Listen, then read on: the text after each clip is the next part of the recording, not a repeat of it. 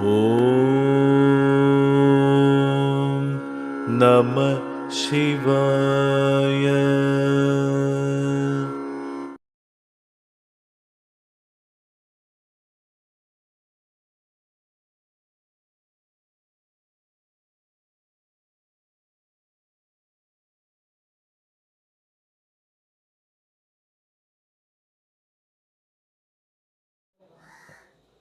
മനുഷ്യൻ മനുഷ്യൻ ജീവിക്കുന്നു.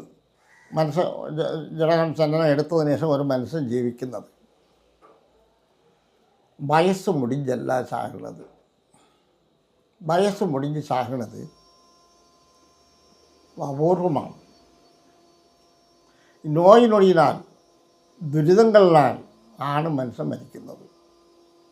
അപ്പോൾ അങ്ങനെ മരിക്കുന്ന സമയത്ത് ഈ ആത്മാവ് മുഴുവനും ഇത് അവിടെ സന്നിധാനത്ത് എത്തുന്നതല്ല, ഇതിവിടെ ഇടന്തലയും. അതിനാൽ ഒരു ചെറിയ ഉദാഹരണം പറയുകയാണ്. തമിഴ്നാട്ടിൽ മുഞ്ചര അവിടെ ഒരു മുണ്ടവൻ കടവുണ്ട്, മങ്കാട്ട് കടവ്. ആ മങ്കാട്ട് കടവിൽ ഒരു പേഷ്യൻ്റ് എൻ്റെ അളിയൻ്റെ ചികിത്സയായിരുന്നു. അപ്പോൾ അവിടെ ഒന്നാകാത കാരണം കൊണ്ട് ഒരു കർമ്മത്തിന് വേണ്ടി അളിയനെ വിളിച്ച്, അപ്പോൾ അളിയൻ എന്നെ വിളിച്ചിരുന്നു. ഞാൻ പോയി. അപ്പോൾ അന്ന് ഹോമശാന്തികളെല്ലാമാണ് ചെയ്യുന്നത്. അപ്പോൾ ഹോമശാന്തി കർമ്മങ്ങളെല്ലാം തുടങ്ങി ഞങ്ങൾ ഹോമശാന്തി ചെയ്യാനിരുന്ന സമയത്ത് ജപിച്ച സമയത്തിൽ ജപിച്ച് ഒരു മണിക്കൂർ ടൈം ആനകൊണ്ട് ആ രോഹി ചാടി തെളിച്ചിട്ട് എൻ്റെ ചുണ്ടയ്ക്കേക്കും ബാവയ്ക്കേക്കും വിളിക്കേക്കും. കണ്ടച്ചു മോനെ എന്തിനാണ് നീ ഇവിടെ വന്നത്? നീ തിരുവനന്തപുരത്ത്. ഞാൻ തിരുവനന്തപുരത്ത് അറിയണം, അവൻ എങ്ങനെ അറിയണം? നീ എന്തിനാണ് തിരുവനന്തപുരത്ത് ഇവിടെ വന്നത്? എന്ത് പനയേറുന്ന പയ്യൻ 33ാമത് വയസ്സിൽ ഒരു പയ്യലും വിഷം അടിച്ച് മരിച്ച്. അവനാണ് അവനെ പിടിച്ചിരിക്കുന്നത്. അവൻ്റെ ആവിയാണ്. ഇവനും രാക്ഷസ തടിയാണ്. ആ രോഹിയും തടിയനാണ്. മരിച്ചവനും തടിയൻ, രോഹിയും തടിയൻ. അവന് ആരോഗ്യമുള്ള ചില്ലർ ആരോഗ്യമല്ല. അവനെ പിടിക്കാൻ 3-4 പേരാണ് അവനെ പിടിക്കാനുള്ള ആളുകൾ. അപ്പോഴാണ് അവൻ പറയുന്നത്, എന്നെ മാറ്റാൻ എന്നെക്കൊണ്ട് സാധിക്കില്ല, നീ മാറ്റിയില്ല. അപ്പോൾ ഞാൻ പറഞ്ഞു, ഞാൻ മാറ്റിയിട്ടേ പോകും. ബന്ധനത്തിൽ കെട്ടിക്കകത്തായല്ലേ നീ, ഇനി ഇവന് അവസരം പോയി നോക്ക്. ഒന്നെ ഇങ്ങനെ കെട്ടിയിടാൻ കഴിവുണ്ടെങ്കിൽ ഒന്നെ മാറ്റാനും കഴിവുണ്ട്. 3 ദിവസം കൊണ്ട് അവന് ആവാഹിച്ച് തറച്ച് അവന് ഓരോ ഉറുപ്പുകൾ ഇഞ്ചിഞ്ചായിട്ട് നുറുക്കി ലാസ്റ്റിൽ അവൻ ചീത്ത വിളിച്ചിട്ട് പറയുകയാണ്, ഇവൻ്റെ കൂടെ അവിടെ മരിച്ചിട്ടുള്ള അത്ര സാധനം ഇവൻ്റെ കൂടെ ഉണ്ട്, കൊണ്ടിടക്കും. ഇവനാണ് ലീഡർ, ഇവൻ കൊണ്ട് കിടക്കും. അപ്പോൾ ഇവൻ ബന്ധനത്തിലായി ഇവിടെ തറപ്പിലെല്ലാം ആയതിനു ശേഷം മറ്റതെല്ലാം ഓടുന്ന സമയത്ത് ഇവൻ പറയും, മണ്ടച്ച് പോണേ നീ ഓടനടി, എല്ലാവരും ഓടനടി, നിങ്ങൾ എന്നെ ഇട്ടിട്ട്. ഇവൻ ബന്ധനത്തിലായിപ്പോയി. അപ്പം അങ്ങനെ ഈ മരണപ്പെടുന്നത് എല്ലാ മോക്ഷത്തേക്ക് പോകുമെന്നോ എല്ലാ ജന്മങ്ങൾക്ക് പോകുമെന്നുള്ള വേണ്ട. ഇങ്ങനെ അലയും ഒരുപാട്. ഈ ദുരിതങ്ങളാണ്, ഈ സാധനങ്ങളാണ് ഓരോരുത്തരും ബോഡിക്കകത്ത് കയറിയിരിക്കുന്നത്. ഇതെല്ലാം നമുക്ക് കുട്ടിക്കാലത്തിലിരുന്ന് കൊച്ചു വയസ്സിലിരുന്ന് 80 വയസ്സ് വരെ അനുഭവക്കാരനാണ് ഞാൻ. 80 വയസ്സ് വരെ ഞാൻ അനുഭവക്കാരനാണ്. ഈ സാധനം ഭഗവാനെ പൂജിച്ച് ഭഗവാനോട് കൂടിയുള്ള ഭക്തിയും ജ്ഞാനവും ഉള്ളവർക്ക് മാത്രമേ ഉടൻ മറജന്മമുണ്ട്. അല്ലാതെ കിടക്കുന്നതെല്ലാം അലഹയായിട്ട് കിടക്കും. இந்த 16 വയസ്സിൽ ഒരെണ്ണം മരിക്കുന്നത്, അവനക്ക് 32 വയസ്സാണ് അവൻ്റെ ആയുസ്സെന്ന് പറഞ്ഞാൽ 32 വയസ്സിൽ ഇവിടെ നടന്ന് കറങ്ങും. இந்த 32 വയസ്സിന് ശേഷമേ ഇവന് ജന്മം കൊടുക്കും. അപ്പോൾ ജന്മത്തിന് ശാന്തിയുണ്ട്. ഒരെണ്ണം പിടിച്ചാൽ അത് പോയില്ല എന്ന് കണ്ടാൽ മാന്ത്രിക കർമ്മത്തിന് അന്ന് ഉപദ്രവങ്ങൾക്ക് അന്ന് ആവിക്ക് ജന്മം കൊടുക്കാൻ വേറെ മന്ത്രകർമ്മങ്ങളുണ്ട്. അന്ന് മന്ത്രകർമ്മങ്ങൾ ചെയ്യുന്ന സമയത്ത് ജന്മത്തിന് പോകാക്കും. പിന്നെ അപ്പം ഇത് നരകത്തേക്ക് പോകുകയില്ല. ഇപ്പം ഒരു മനുഷ്യന് 7 ജനനമുണ്ട്. 7 ജനനങ്ങളിലും നല്ലത് ചെയ്ത് ന്യായവും നീതിയും നെറിയുമായിട്ട് നടന്ന് നല്ല ജീവിതം നടത്തിയിട്ടുള്ളവർക്ക് മാത്രമേ നല്ല അടുത്ത മനുഷ്യജന്മം തരുന്നുള്ളൂ ഭഗവാൻ. അങ്ങനെ 7 ജനനം, 7 ജനനോ മാനിടക്ക് ഉണ്ട് പാര്, 7 ജനനത്തിലോ പെണ്ണും വരങ്ങളെല്ലാം താൻ കൊടുത്ത് സൗഭാഗ്യം അത്തനെയും കൊടുത്ത് വൈന്താ நல்லதினி செய்து வா என்று சொல்லி விட்டே வாழ்க்கை முழுதும் வாழ்ந்து வர பார்த்திருந்தேன். அவன் நல்லதொன்றும் செய்யவில்லை, அநியாயம் செய்ததல்லால். அவன் 7 ஜனனத்தில் நல்லது செய்யாத அநியாயம் செய்ய எனக்கு நரகമാണ്. നല്ലത് ചെയ്ത് 7 ജന്മത്തിലും തപസ് ചെയ്ത് അതിൽ മുക്തി പെറ്റാൽ മാത്രമേ മോക്ഷമുള്ളൂ. ഇത് 7 ജനനത്തിന് ശേഷം നല്ലതൊന്നും ചെയ്യാതെ ഇരുന്നാൽ ജന്മജന്മാന്തരങ്ങൾ 64 ജന്മത്തേക്ക് പോകും. മാടാ ജനിക്കും, കഴുതയാ ജനിക്കും, മരമാ ജനിക്കും, മനുഷ്യനാ ജനിക്കും, ഊർണമാ ജനിക്കും, മനുഷ്യമാ ജനിക്കും. ദേവനോ ദേവനായിൽ ശിവപൂജ ചെയ്തിരുന്ന ചെയ്യുവാൻ ഭഗവാൻ മനുഷ്യനാചരിക്കും. ആ ഭഗവാൻ മാത്രമാണ് ശിവപൂജ ചെയ്തിരുന്ന ചെയ്യുന്നത്. മനിതനോ മനിതനായിൽ ധർമ്മങ്ങൾ പലതും ചെയ്യുവാൻ, ഒരിനം മനിതനായിൽ കഴിവുകൾ പലതും ചെയ്യും.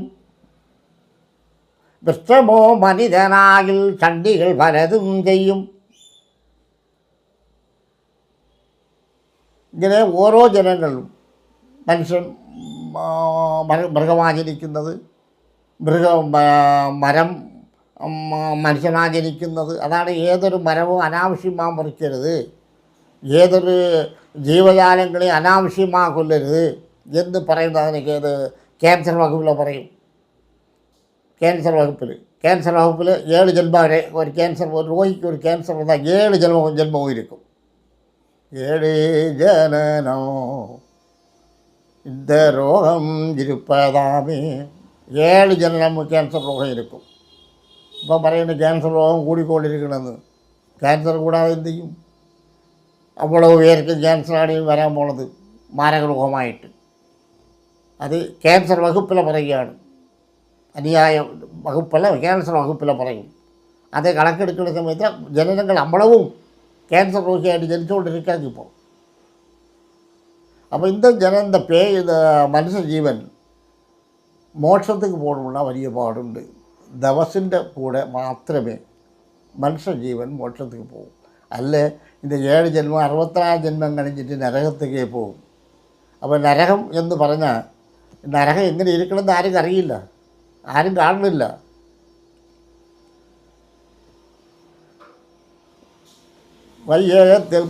വയ്യകത്തിൽ ദുഷ്ടരൻ്റെ പാവിയെല്ലാം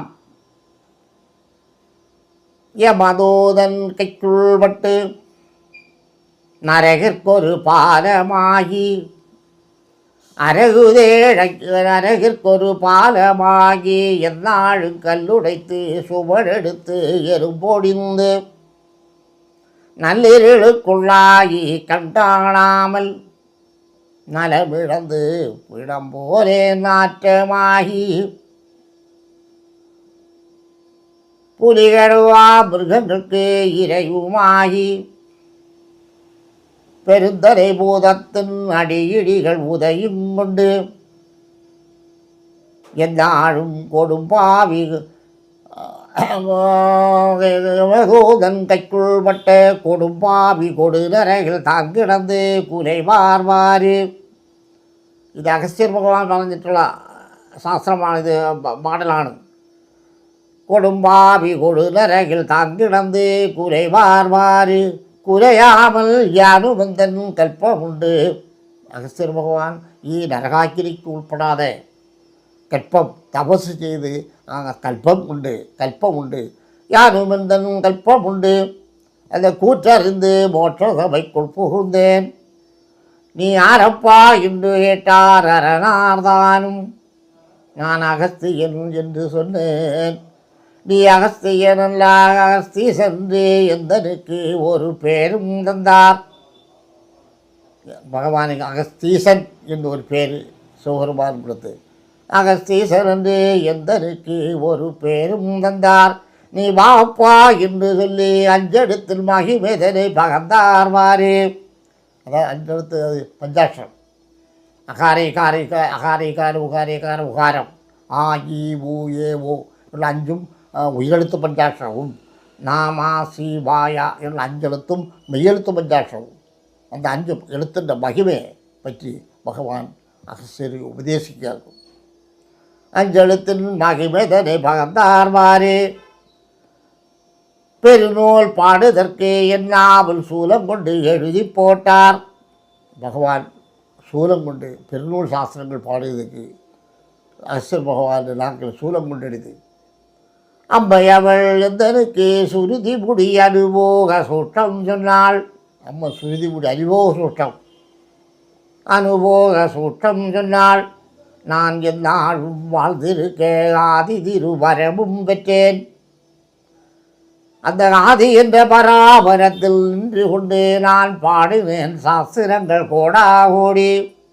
எதை துளந்தார் 11 பேர்கள், அவர்க்கு நான் துளையாத கல்வி எது யாரும் மீண்டேன். இது நரகாக்கிறேன். அடுத்தது மோட்சம் ஆக்கிறேன், மோட்சத்தின் பதவி. இதோடு ஜனங்களுக்கு அறியில்ல. தங்களெந்தோ செம்மறியாடு மேய்ஞ்சு போலும் மேய்ஞ்சி தின்னு வளர்ந்து அங்கே நடக்காத ஜனங்களெல்லாம் மோட்சாக்கிறேன். என்ன சொல்வேன், மனோன் மணிதான் இருக்கும் குன்றம், அது வண்ணமுள்ள பசும் பொன்னாம் குகைதானப்பா. மாசற்ற நமமணியை பதித்த வாதல் கண்ணு மீண்டும் கொள்ளாது காரணங்கள். கைலாசம் பதவி இது காணுவதற்கே தோழுதற்கு என்ன சொல்வேன் நடுமையத்தில். அந்த சொற்பெரிய மனோன்மணிதான் இருக்கும் காந்தி. மனோன்மணி சிவன், சிவபெருமான் அந்த மோட்ச லோகத்தில் ஒரு பயங்கரப்பட்ட ஒரு குகைയാണ്. അതിൻ്റെ വാതിലുകളെല്ലാം രന്ധ്രങ്ങൾ, നവരന്ധ്രങ്ങൾ ഉണ്ടാകപ്പെട്ട വാതിലുകൾ. அந்த குகைக்கകത്ത് அந்த சித்தர் வகை கோடி கோடி ഋഷി മുനിവർ അനന്തം കോടി. കണ്ണു വീണ്ടും കൊള്ളാതെ കാരണങ്ങൾ കൈലാസം പദവി ഇത് കാണുവதற்கு வட்டமடா சந்திரனை போன்ற குகை என்னுண்டு. தோணுதற்கு என்ன சொல்வேன் நடுமையத்தில் சொற்பெரிய மனோன்மணிதான் இருக்கும் காந்தி. போடுதற்கு வீசுமடா மதிதான் கோடி, புகழ் வஞ்சி ரவி கோடி ஒளிவோமத்த. நீனதற்கு இருந்தருளும் பெரியோர் தம்மை நீ பணிந்து அவ்விடத்தில் நின்று பாரு. இது அகஸ்தியர் பகவான் ശിഷ്യന് മോക്ഷലോകത്തേക്ക് അഗസ്ത്യർ ഭഗവാൻ പറഞ്ഞ് അയക്കിയാക്കും. അപ്പോഴാണ് ഇന്ന വഴികൾ പറയുന്നത്. അങ്ങനെ ഇന്ന രൂപത്തിലുണ്ട് എന്ന് അഗസ്ത്യർ ഭഗവാൻ പറയുകയാക്കും. അത് പറഞ്ഞ് പുലസ്ത്യയിലുള്ള ശിഷ്യനാണ് ഭഗവാനെ കാണാൻ പോണത്. சித்தரெல்லாம் உன்னையே மெச்சு வைந்தா, வேதாந்த காமவனு ஆசையை நீ கொண்டு வந்தாயோ மைந்தாவென்பார். വരികളിൽ അർത്ഥം കൂടുതലായിട്ടൊക്കെ പറഞ്ഞാൽ ഇതായിരിക്കും. കാരണം ശ്ലോകം പലരും പിടിയിട്ടില്ല തമിഴായോടെ. അത് പറയുന്ന കാര്യം മാത്രം ഒന്ന് പറഞ്ഞ് അപ്പൊ ഈ മോക്ഷത്തിലേക്കുള്ള യാത്ര 9 അല്ല ഇത് പറഞ്ഞാൽ 9 വഴികളും പറഞ്ഞാൽ. അപ്പോൾ മോക്ഷം എന്ന് പറയുന്നത് മോക്ഷസിംഹാസനം എന്ന് പറയുന്നത് നമ്മ ഹിമഗിരി പർവ്വതത്തിലുള്ള എത്രയോ 1000 അടിക്ക് മുകളിൽ കാന്തമല ഒന്നുണ്ട്. அந்த காந்தமல ஒரு വലിയ காந்தமலை இருக்காது. காந்தமலை ஒன்றுண்டு. காந்தமலையின் மேற்பாகத்தில், காந்தமலையின் அடிப்பாகத்தில் அங்கு புத்தர் மத சித்தர்கள் அங்கு அநேகம் உண்டு. அங்கே காந்தமலையின் அடிப்பாகத்தில் புத்தர் மத சித்தர்கள் ഒരുപാട് சித்தர்கள் இருக்காங்க. അത് കമ്പഞ്ചി കാന്തമലയുടെ മുകളിലാണ് മോക്ഷസിംഹാസനം ഇരിക്കുന്നത്. അപ്പോൾ മോക്ഷസിംഹാസനത്തിൽ அந்த குகை லோகம் நிறைஞ்ச ஒரு பயங்கரப்பட்ட கட்டடമാണ്. அது സ്വർണ്ണങ്ങളാൽ ഉണ്ടാക്കപ്പെട്ടത്. അത് ഭഗവാൻ സൃഷ്ടിച്ചതാണത്. അത് അടിച്ചു കൂട്ടിയ ഉരുക്കിയ ചെയ്തതല്ല, ഭഗവാന്റെ സൃഷ്ടിയാണത്.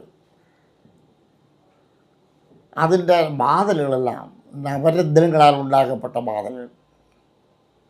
അങ്ങിരിക്കக்கூடிய സന്യാസികൾ, സിദ്ധர்களுം ഋഷിമുനികളുമാണ് കൂടുതലിരിക്കുന്നത്. അവരെല്ലാം തപസ്സികൾ, തപസ് ചെയ്ത് ഇരിക്കുന്നവരാണ്. മറ്റും നമ്മളെ പോലെ ഒരുപാട് മനുഷ്യരുണ്ട്, ഒരുപാട് പേരുണ്ട്. കാരണം അവർ ഒരുപാട് പേര് അവരാണെങ്കിലും നമ്മളുടെ മനുഷ്യന്മാരും മോക്ഷസിംഹാസനം അടഞ്ഞ മനുഷ്യர்கள் ഒരുപാട് പേരുണ്ട്. അവർ அந்த മോക്ഷസിംഹാസനത്തിൽ ഇരുന്നിട്ട് அந்த ദൈവീക പദവിയോടെ ഭഗവാനോടെ സുഖിച്ച് മനുഷ്യர்கள் அந்த മോക്ഷപ്രാപ്തി ആയ മനുഷ്യർ സുഖിച്ചിരിക്കുകയാണ്. അത് ഭഗവാൻ മോക്ഷത്തിലിരിക്കുന്ന ഭഗവാന്റെ പ്രകാശം, കോടി സൂര്യപ്രകാശം, കോടി ചന്ദ്രപ്രകാശം, കതിർ, ഭഗവാന്റെ ദേഹത്തിന് വീശക്കൂടിയ കതിർ, കോടാനകോടി കതിർ, ആ പദവിയിൽ ഭഗവാൻ ഇരിക്കുക. അത് മോക്ഷം. இந்த പദവിയെ നമ്മൾ എത്തിപ്പിടിക്കണം. ഇത് സീറ്റ് പിടിക്കാനാണ് നമ്മൾ സന്യാസിക്കുന്നത്. அதுக்கு இந்த சீட் எட்டிப்பிடிക്കാൻ കണ്ട് കോയിൽ തോറും ദൈവമെൻ്റെ കയ്യെടുത്താൽ പലനുമുണ്ടോ. കണ്ട കോയിൽ തോറും ദൈവമുള്ള കാക്ക തൊഴുതിട്ട് ഒരു പ്രയോജനം കിട്ടാൻ പോണില്ല. ആർക്കൊന്നും കിട്ടിയില്ല. അയ്യപ്പ സ്വാമിയെ ചടയിലെ സാത്താവിനെ വിളിച്ചിട്ട് ഒന്നും കിട്ടിയില്ല. അപ്പോൾ നമ്മൾ ദൈവത്തെ തന്നെ, ഈശ്വരനെ തന്നെ ധ്യാനിക്കണം. Only time ശിവപൂജ. ശിവപൂജയാണ് മെയിനാണ് പറയുന്നത്. കാരണം പരാപരത്തിൽ പരം തോന്റി, പരത്തിൽ ശിവൻ തോന്റി, ശിവത്തിൽ സത്യ തോന്റി, സത്യയിൽ നാദം തോന്റി, നാദത്തിൽ ബ്രഹ്മാ വിഷ്ണു തോന്റി, വിഷ്ണുവിൽ ബ്രഹ്മാ തോന്റി, ബ്രഹ്മാവിൽ നരമൃഗപക്ഷിതാവര സംഗമാദികൾ തോന്നിന, നരമൃഗപക്ഷിതാവര സംഗമാദികൾ അന്നസത്തിലൊടുങ്ങി. നമ്മളെല്ലാവരും ആഹാരത്തിന് ഒടുങ്ങും. അന്നം പൃഥിവിയിലൊടുങ്ങി മണ്ണോടൊടുങ്ങും, പൃഥിവി അപ്പിലൊടുങ്ങി അപ്പോടെ ഒടുങ്ങും. വെള്ളം പൃഥിവി അപ്പിലൊടുങ്ങി, അപ്പ് തേവിലൊടുങ്ങി, അഗ്നിയിലൊടുങ്ങും. തേവ് വായുവിലൊടുങ്ങി, വായു ആകാശത്തിലൊടുങ്ങി, ആകാശം ബ്രഹ്മാവിലൊടുങ്ങി, ബ്രഹ്മാ വിഷ്ണുവിലൊടുങ്ങി, വിഷ്ണു ശിവത്തിലൊടുങ്ങി, ശിവം പരാപരമായ പരമേശ്വരത്തിൽ ഒടുങ്ങുവനെ കാണുക. ശിവൻ ലാസ്റ്റ് എല്ലാം ശിവനിടത്ത് ഒടുങ്ങും. അതാണ് ശിവപൂജ ചെയ്യണം, ശിവനാമം ജപിക്കണം, പഞ്ചാക്ഷരം ജപിക്കണം എന്ന് പറയുന്നത് ഇതിന് വേണ്ടിയിട്ടാണ്. എല്ലാം ശിവത്തിലാണ് ഒടുങ്ങുന്നത്. അപ്പോൾ നമ്മൾ പഞ്ചാക്ഷരം ജപിക്കണം. ഓം നമ ശിവയ, ഓം നമ ശിവയ, ഓം നമ ശിവയ, ഓം നമ ശിവയ എന്ന് വെച്ചാൽ ജന്മജന്മാന്തരങ്ങൾക്ക് പോകുകയാക്കും. അത് നമശിവായ പഞ്ചാക്ഷരം ജന്മജന്മാന്തരങ്ങൾക്ക് പോകുകയാക്കും. ശിവായ നമശാക്ഷരം വിഷ്ണു പൂജ ചെയ്യാം, സത്യപൂജ ചെയ്യാം, ഗണപതിയെ പൂജിക്കാം, സുബ്രഹ്മണ്യ സ്വാമിയെ പൂജിക്കാം. അതെല്ലാം അവതാരങ്ങളാണ്. ദേവൻ 24 ജനനം ഈശനെന്തും പടിവാനേൻ. ലോകമൊട്ടും ഭഗവാൻ 24 ജനനം എടുത്തിരിക്കും. അതിൽ ഒരു ജനനം കൃഷ്ണ ഭഗവാൻ. കൃഷ്ണ 23ാമത് ജനനമാണ്. 24ാമത് ജനനമാണ് കൽകി. ആ കൽകിയാണ് പറഞ്ഞിരിക്കുന്നത്, കണ്ട് കോയിൽ തോറും ദൈവമെൻ്റെ കയ്യെടുത്താൽ പലനുമുണ്ടോ. കണ്ട കോയിലെല്ലാം വലിയ ദൈവം കൊണ്ട് പൂജിച്ചിട്ട് കാര്യമൊന്നുമില്ല. കാരണ ദൈവമെൻ്റെ കടൻ ചെലുത്ത ആരുമില്ല. കാരണ ദൈവത്തെ പൂജിക്കാൻ ആരുമില്ല. ഏവൽ ചെയ്യും പിശാസാലേ, ശുദ്രജീവ പിശാസുക്കളെയാണ് പൂജിക്കുന്നത്. ഏവൽ ചെയ്യും പിശാസാലേ, മക്കളെല്ലാം ഈരളിந்து പോരാറുകളെ. പേയെ പൂജിച്ച് നാശപ്പെട്ടു പോകാക്കി ജനങ്ങളെല്ലാം. അതിലാണ് ആത്മീയ ക്ലാസ്സും ആത്മീയമായിട്ടുള്ള സംഗതികൾ വച്ചിരിക്കുന്നത്. അതാണ്. അതാർക്കും വേണ്ട, ആരും ഉൾക്കൊള്ളുന്നില്ല, ആർക്കും സമയമില്ല. എളുപ്പത്തിൽ കോടികൾ പണം ഉണ്ടാക്കണം, വലിയ ബംഗ്ലാവ് വയ്ക്കണം, വലിയ കാർ എടുക്കണം, ജനങ്ങൾ ഓടിക്കോടി നടക്കുക ഇപ്പോൾ.